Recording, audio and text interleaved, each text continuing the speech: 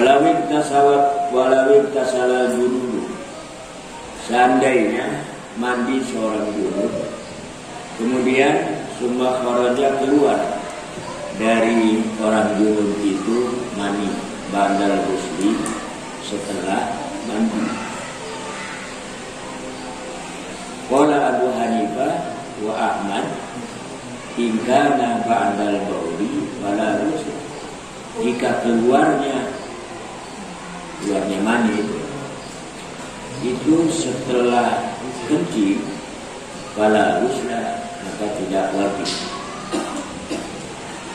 Apabila keluarnya sebelum kencing, wajib mandi. Ini yang ada banyak pertanyaan di masyarakat itu, khususnya ibu-ibu juga nggak ada itu. Kayaknya ya demi rapihnya, apiknya pelaksanaan, sampai bertanya begini, Ustaz, mau mandi katanya itu keluar, itu bagaimana hukumnya? Nah, itu ya mungkin keluarnya itu karena bekas ngengkolnya masih ada tersisa, tidak terserap ke dalam, sehingga tatkala mandi itu biasanya dimabok dan keluar itu sperma laki-laki. Dan apabila itu belum mandi, ya sekaligus saja mandi. Apabila sudah mandi, itu juga wajib. Sampai di sini ditafsir, apabila ba'dal bauli itu tidak mandi. Apabila keluarnya setelah kencing itu kemungkinan itu wajib, itu seperti laki-laki. Sebab apa? Wajib itu keluarnya setelah terjadi ereksi. Ereksi lama sekitar 1 jam. Nanti bening kencing itu keluar itu cairan kental dari bening. Wa in kana qablahu wajibal ghusl. Jika keluarnya sebelum kencing, maka tidak wajib. Wajibal ghusl, maka wajib mandi.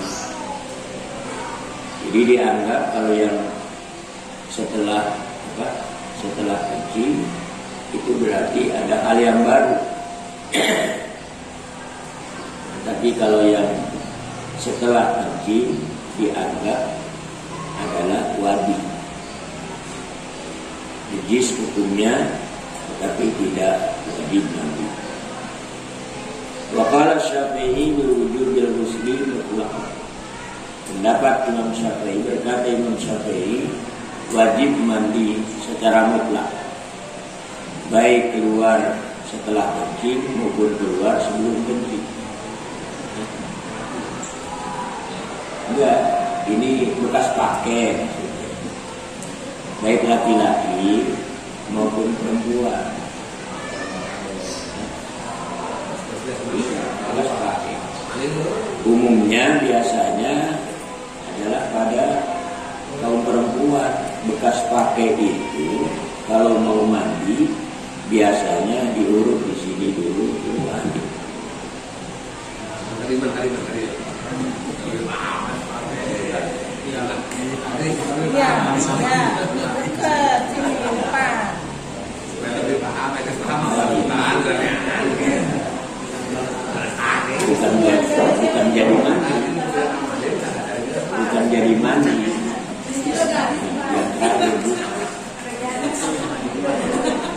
Jadi bagi laki-laki maupun perempuan, apabila di awal malam itu pakai, dia sama-sama pakai, kemudian ini mau mengulangi lagi, itu tidak harus tiap habis pakai mandi, dia harus mandi. Cukup wudu. Ya iya.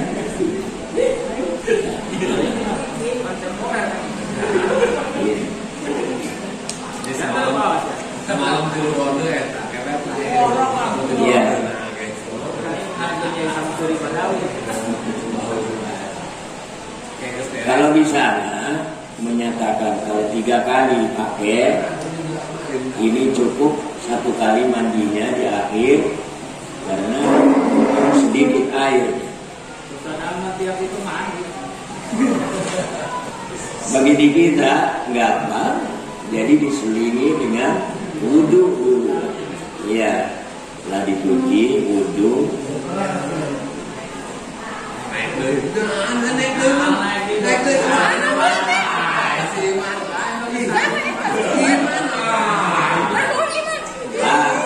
Iman.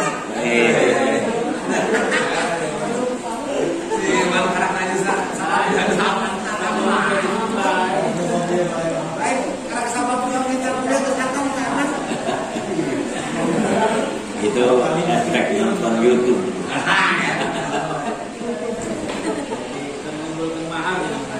Ya, alhamdulillah.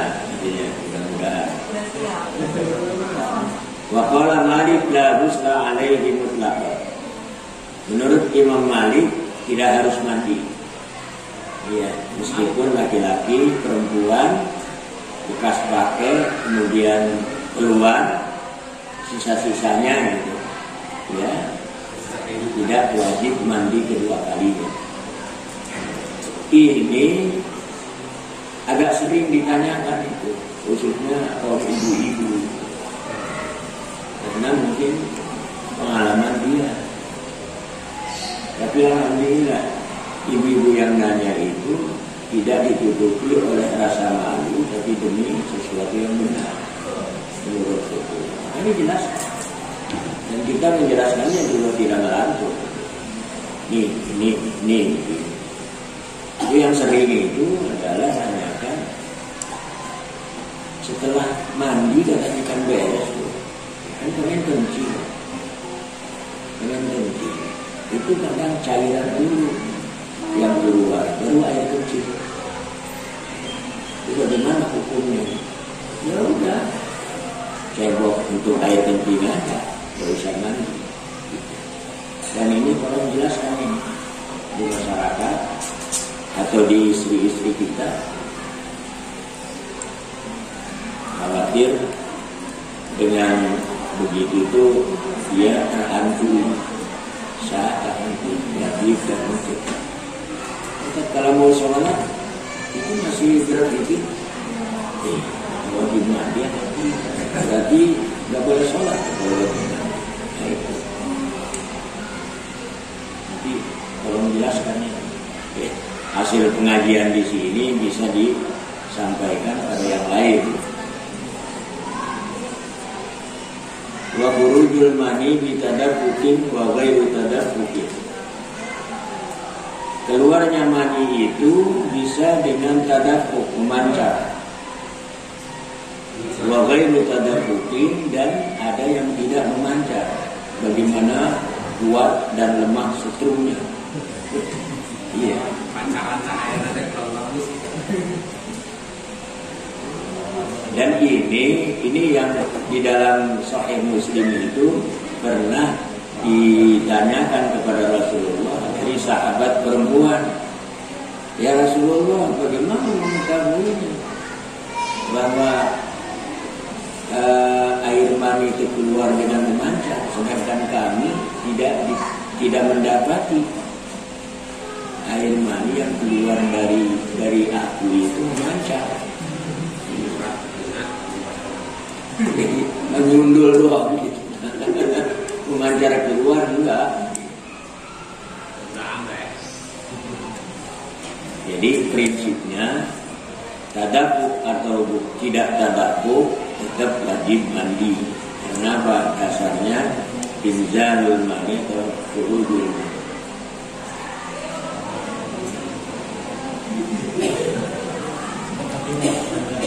Jadi menurut Imam Syafi'i, keluar mani dengan memancar dan tidak memancar yujibul ghusla inda Syafi'i, mewajibkan mandi menurut Imam Syafi'i. Maqala Abu Hanifah wa Malik wa Ahmad bila kharaja bi ghairi tadaffuqin fala ghusla. Dan berkata Imam Malik, Imam Abu Hanifah, Imam Ahmad, apabila keluar mani tanpa memancar, maka tidak berkewajiban mandi. Nah inilah dunianya. Nah justru itu sifat khas daripada mani adalah tadabbur, memancar. Kalau di dalam ayat juga ada mimma indafit, ya kan? Dalam ayat itu kan ada mimma indafit, dari air yang memancar. Istimbatnya di sini. Nah iya. Jadi kalau mani itu ciri khasnya adalah tadabbur. Kalau tidak tadabbur, nah ini dunianya. Bisa jadi madi, bisa jadi wadi itu dua.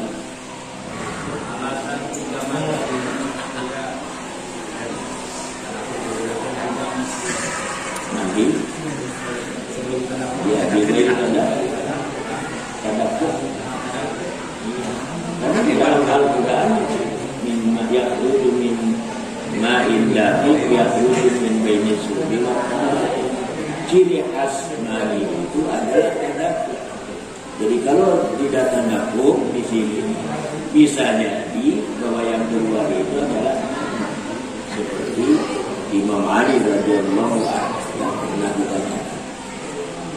Itu unsur niatnya di situ. Kalau ini mau memancar atau tidak mandi.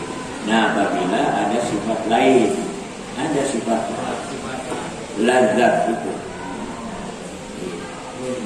Jadi dua, bahkan bisa ditambah satu lagi. Satu lazat, dua tadabbur. Yang ketiga, airnya itu bisa sekitar 2 sampai 3 cm apabila dicolek dengan nyeret, dengan lidi itu terangkat fermentasinya sampai 3 cm. Bandingkan dengan air kencing. Kalau air kencing ya nggak 1 cm aja itu sudah jatuh. Madi pun begitu. Jadi ada 3. Nah itu di dalam Fathul Qorib itu. Iya, di dalam. Lebih hati-hati. Coba sampai ya.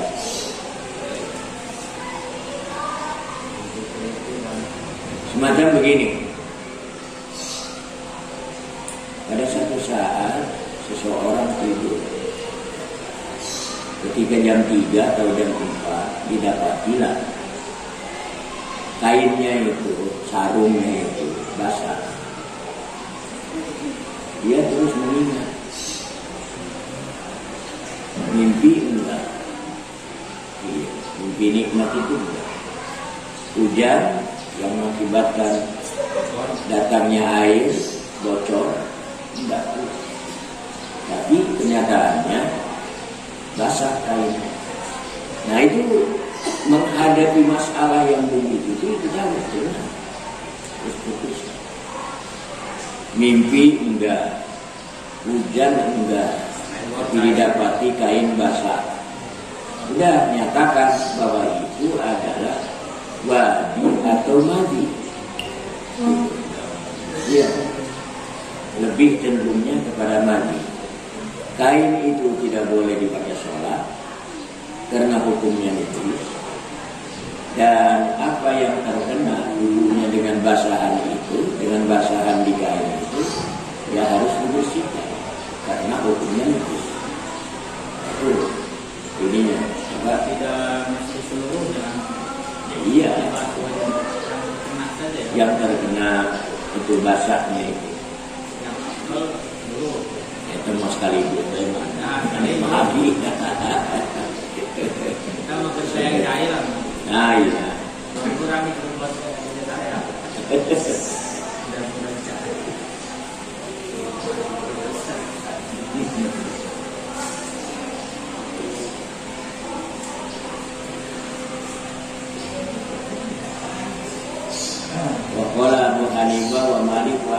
idza kharaja bi ghairi tadaffur fala yusla wala yajibul ghuslu illa bi khurujil mani min az-zakari inda salasati, dan tidak wajib mandi kecuali keluarnya mani itu dari batang zakarnya.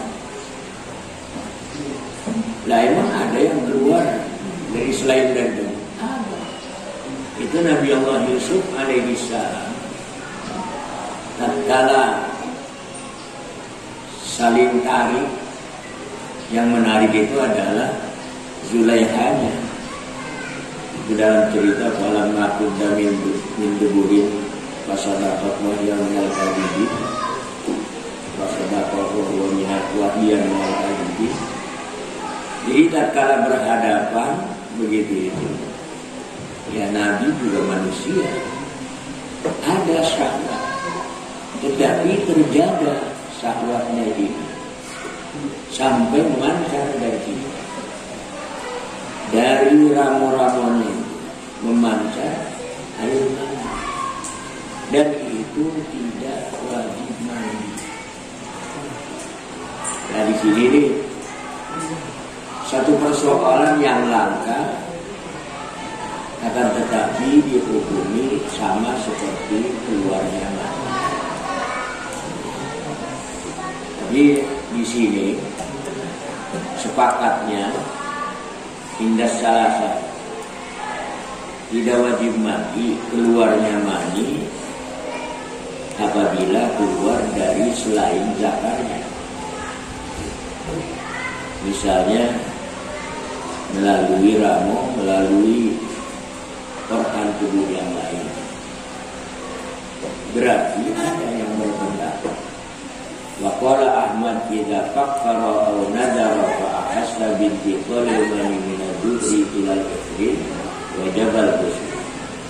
Ini lebih rinci nih Imam Ahmad. Berkata Imam Ahmad, idza fakkara, tatkala seorang mikir-mikir,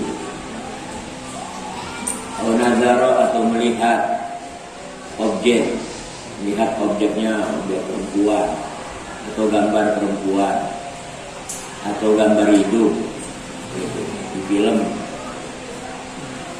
wa'ahasa, maka kemudian terasa binti qalil mani, dengan jalannya air mani itu minal dubri, dari tubuh, ilal iklir, pada batang zakarnya, meskipun belum keluar, udah wajib al-ghusl, wajib mandi. Meskipun nggak keluar, terhenti di prostat misalnya, terhenti di prostat. Wajib lam yakhruj, meskipun tidak keluar, wajib mandi. Wa idza aslamal kafain min lain. Jadi orang yang berpikir kuat, menghayal tentang objek hayalan adalah perempuan, gambar atau gambar hidup, film, dan itu terasa diletar dari punggung sampai ke prostatnya, wajib mandi. Meskipun tidak sampai keluar, mungkin tertahan di prostatnya. Wa idza aslama al-kafiru wajaba alaihi al-ghuslu ba'da islamihi inda Malik wa Ahmad. Apabila seorang kafir masuk Islam, wajib atas si kafir yang masuk Islam itu mandi setelah masuk Islamnya, menurut Imam Malik dan Imam Ahmad. Wa qala Abu Hanifah wa Syafi'i wa mustahab. Kata Imam Abu Hanifah dan Imam Syafi'i, si muslim atau mu'allaf itu sunnah aja mandi. Ini ada di dalam takrib ini, takrib Fathul Qorib, al-ghusalatul masnunatu, ada sekian. Mandi-mandi yang sunnah itu antara lain yang habis gila, siuman, kemudian mandi. masuk Islam mu'alaf telah mu'alaf wajib mandi atau sunnah mandi. Karena apa?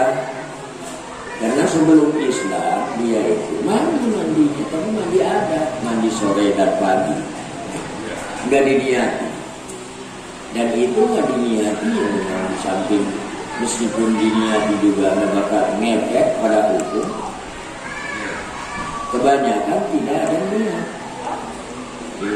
dan itu dianggapnya berarti mempunyai beban dunung. Maka menurut pendapat Imam Abi Hanifah,